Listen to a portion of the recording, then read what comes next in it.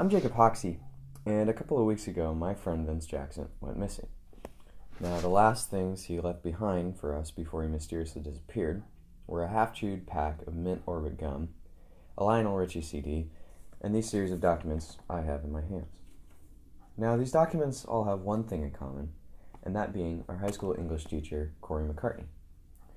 Now, it was a running joke in our class that Mr. McCartney was in fact the famed transcendentalist from Into the Wild, Chris McCandless. Aside from looking like Chris, they also shared similar passions of outdoorsmanship, and this was just that, a joke. But Vince decided to take it a bit too far. Could that be the explanation for his disappearance? I don't know. Hopefully, we can find out on the first episode of the McCartney Files. Now, on top of these documents were a note left by Vince. Here's what it says. Location, my parents' basement. Subject code MC. For any of you wondering what garbage I'm talking about now, I need to alert some of you to the dangers you'll be at risk from when reading these documents. These aforementioned documents contain all known information about Corey McCartney, my 9th grade honors English teacher. This will hopefully come together to form the lore of this strange and wonderful man. To be honest, I didn't think I would be revisiting these cases anytime soon. McCartney was a 1-year-old deal, something that would most likely be forgotten by the time sophomore year rolled around. But no, he came back, rising up, just as he did when Christopher McCandless adopted the persona of Corey Albert McCartney. Reading these documents certainly isn't good for you, and I doubt it's even legal to expose Corey in this fashion. But anyway, here we go. Document 1. McCartney equals McCandless. Why is it that my 9th grade English teacher and a young man that died mysteriously in the Alaskan wilderness are so similar? The truth is, I couldn't tell you if my life depended on it, but I'll be attempting to list their similarities and differences between these two unique individuals in these documents. They are truly something else. One, a transcendentalist who committed to rise above society, the other, a college hero who through wisdom and courage beat people who had spent their entire lives training for the Western Dodgeball Championship. They are two fantastic men who throughout this essay I will continue to shame and humiliate by comparing and contrasting their personal lives. I hope that every reader is ready to enter Corey McCartney.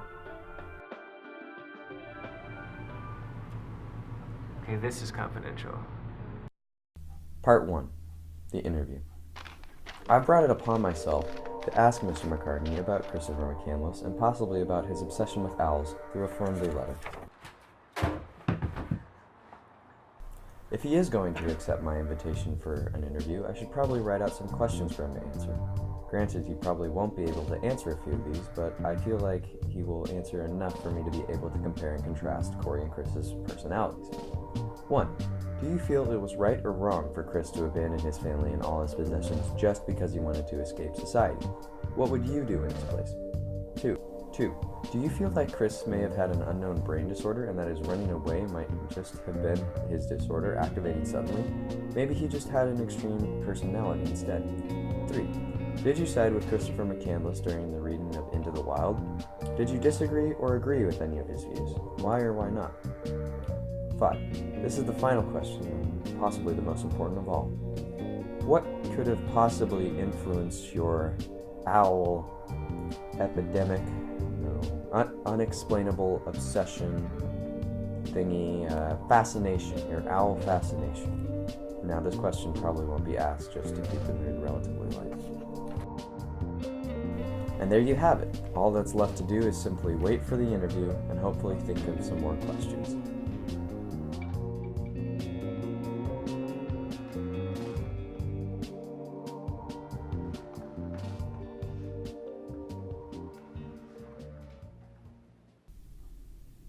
Part 2. The chat. Great news! McCartney told me that any time is great for an interview. I'm thinking that it'll happen today, so all I can do is wait. Part 3. The actual interview. Surprisingly, the interview was mostly uneventful, but I did manage to get a few answers from Mr. McCartney on this question. Do you think McCandless was right to abandon his family and everything he owned without telling them? I'm not going to give you a straight answer, Would I have done it? No. So I guess I don't personally feel like it was justified. It really affected his family, but in his mind, it was the right thing to do. Already I'm beginning to see a few parallels between Corey and Chris.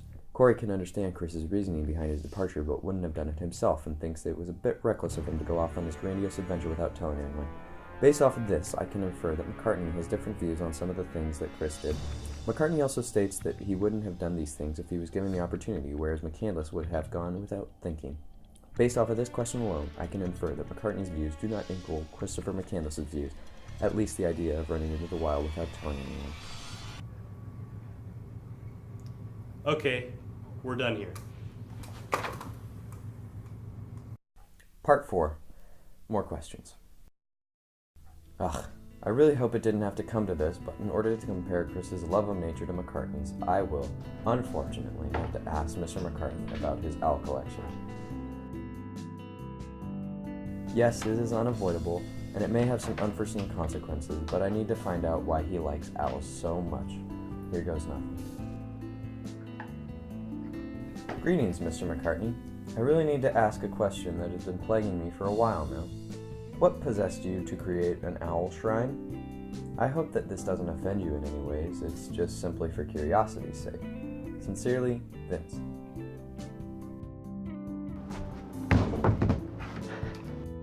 Part 5. The Attack. Breaking news. I think McCartney's a superhero. I don't have any proof other than this letter that he sent me about how he got attacked by a radioactive owl and may or may not have been turned into the Owl Man. Here it is. Hi, Vince. No offense taken. The Owl Shrine is an homage to my past students who, after I told the story about being attacked by an owl, began anonymously bringing me owl gifts until my classroom was overflowing. This is just a small selection so that I can remember my past. Mr. McCartney. P.S. I write all my letters in bold Sharpie now. Intriguing. It all seems very vague about if he was injured or not when the owl attacked him or what his complete collection of owls is. But I'm pretty sure about one thing. McCartney doesn't equal McCandless. It's official. I've concluded that my English teacher and a troubled young man that went and starved out in Fairbanks, Alaska have literally nothing in common. Zilch, zero, nada. McCartney is obviously a superhero who got his powers from a radioactive owl bite. Although we don't know the extent of McCartney's powers, I can assure you they're totally fabulous. In conclusion, though, as much as I hate to admit it, my English teacher is not like Christopher McCandless at all. They share little, if nothing in common, and have even opposite personalities. In short, again, McCartney doesn't equal McCandless. I knew it was never possible, sadly. However, I am looking forward to why McCartney is a superhero. Remember to look for the finished results in stores near you. The end.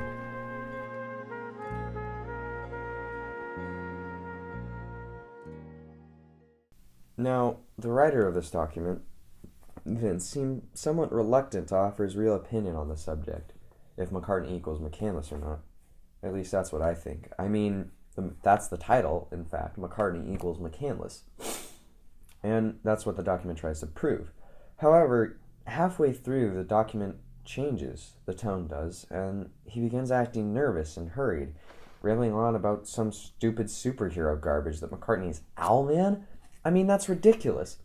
He could have added so much more depth to his investigation. He could have interviewed any more students of McCartney's. He could have asked McCartney's dodgeball teammates, where are they now? And, I mean, he just messily concludes it by saying, oh, sorry anyone who was taking me seriously and actually wanted to find out the truth about McCartney, but psych, he isn't McCandless at all. And I think he's hiding something. I think Vince obviously knows the truth about McCartney, but he's just given it up, or let himself become bribed into keeping the truth hidden when the public deserves an answer. Now, that's just the first document here. We have more, and hopefully this next one will help discover any more answers. Document 2, a heavenly transcript. My Lord and Savior, please reveal thyself to me.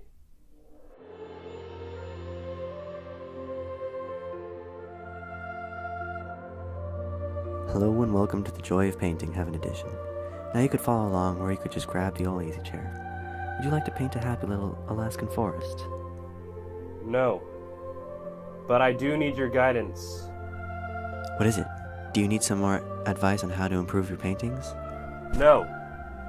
But I do need top secret information on my English teacher. Do you know where I could possibly get my hands on some? Oh, I remember when I was a young boy in Florida. Boy, do those gators leave some memories. Bob, I need this information ASAP. Please, anything you have to offer. I must ask that you bestow it upon me. Remember, whatever your problems may be, there's always a solution. Just beat the devil out of it. Oh, forget it. Just go back to heaven, your holiness. All right, my child. I'll go back to painting God's clouds. No. Wait. I didn't mean it. Please, stay. Don't go. Bob! Wow.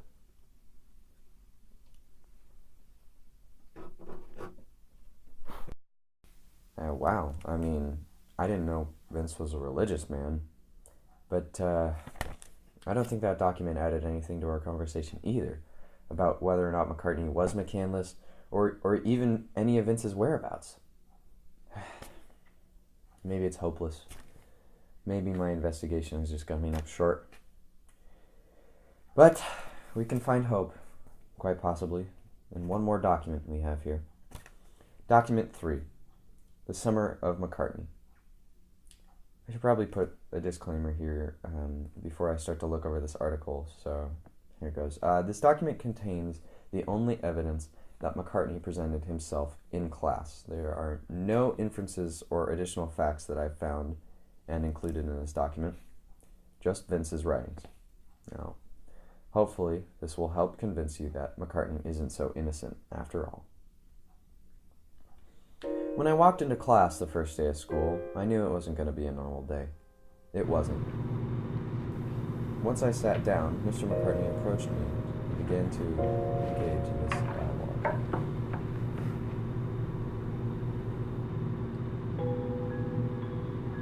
Vince, guess what I did this summer? I don't know. Did you boof any big waterfalls? No, I visited bus 142 in Alaska, the one where Chris McCandless died. Do you still think I'm him? I gasped. I had never dreamed that McCartney would willingly reveal such valuable information, but the truth was now out there, and I had an unfortunate suspicion that there was now a confirmed connection between the two. Unfortunately, there wasn't much left to discuss with him without being completely obvious about my intentions, so I decided to call it a day. That night, I awoke to a strange sound outside my window. When I got up, I saw a dark figure looking through our recycling. I wasn't sure if it was McCartney or not, but I decided to go back to bed and talk to him about it tomorrow. When I got to school, I asked McCartney about the incident. He claimed that he was nowhere near my yard, but I was sure he was hiding something. Once again, he isn't telling the full story, and it's making me agitated. I don't know why this is the case, but I feel like he's planning something. I feel scared. I don't want anything to happen to me or my family. I mean, I would never be able to forgive myself if it did. No, I've made up my mind. No matter what the consequences, I must reopen the case. I must find out what Corey McCartney is planning and what he's done in the past. Wait, what was that noise?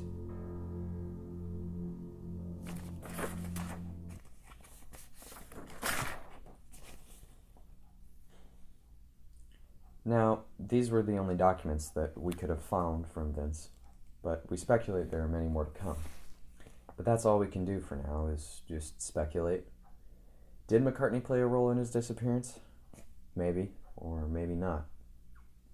Quite frankly, I don't really know. I'm just here to present the facts. I'm Jacob Hoxie, signing out for the first episode of the McCartney Files.